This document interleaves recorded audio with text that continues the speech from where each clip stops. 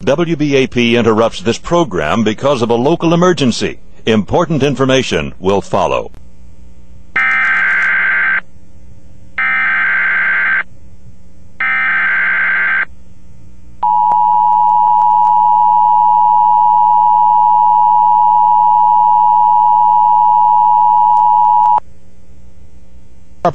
We interrupt our regular programming to activate the North Central Texas Emergency Alert System at the request of the National Weather Service. The National Weather Service in Fort Worth has issued a severe thunderstorm warning for Denton County, Parker County, Tarrant County, and Wise County until 7:15 p.m.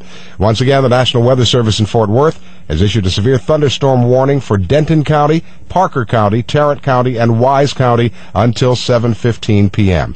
All North Central Texas stations affected by this alert are requested to rebroadcast the preceding announcement. We now resume normal programming.